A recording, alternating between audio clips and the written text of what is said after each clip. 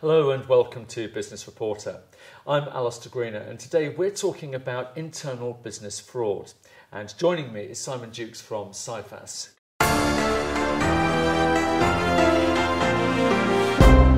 Good morning. Good morning. We hear this term insider fraud, but what exactly does that mean? Well, insider fraud is an increasing problem in the UK. There was yet another increase, about 18% last year on internal fraud. Organised crime groups are becoming more sophisticated, more adept at putting people inside organisations to carry out fraud. And we know that about 60% of all corporate fraud has an inside element. And yes, the old types of fraud still exist, people trying to steal cash, but actually it's data is the new gold. That's what people are after. But the good thing, Alistair, is that there are some very clear steps that organisations can take in order to protect themselves. It seems that people are very much the centre of these frauds. So what is it that triggers them to take part and be a part of them? The psychology of fraud is fascinating, and there have been many research studies done on it, and I can certainly go into that if you want.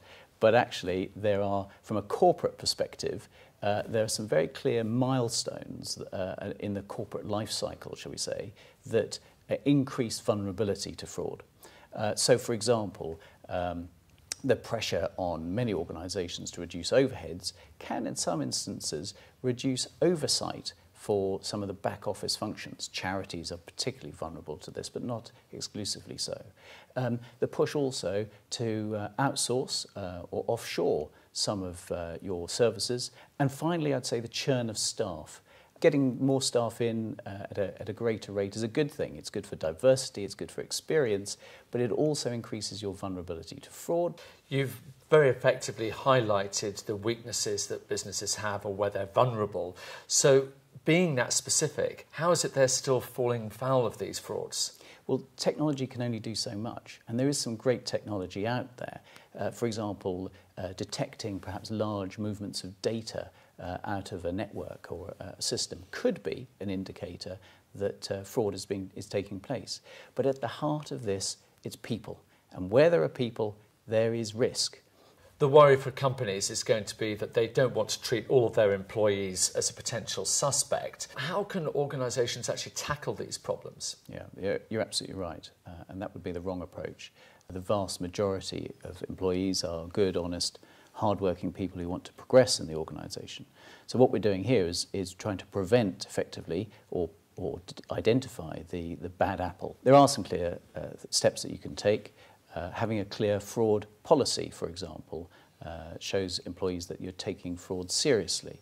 Helping to educate them on what they do if and when they come up against something that they feel is suspicious. Support them in that so they feel comfortable in blowing the whistle if necessary. Educate them about cyber security so that they don't inadvertently produce an internal attack by clicking on something that they shouldn't do. And of course, sharing fraud data, because if one organisation gets hit, sharing that, the details of that with others can help prevent others being affected in the same way. As you've clearly said, fraud is a massive problem and it's definitely here to stay. So how can we or should we be optimistic about the future? CIFAS, my organisation, is spending an awful lot of time and effort in increasing our technological ability and others likewise.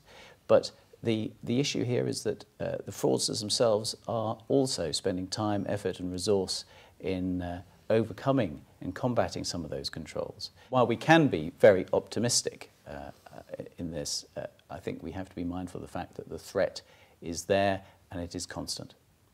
Well, it's been a fascinating insight into internal business fraud.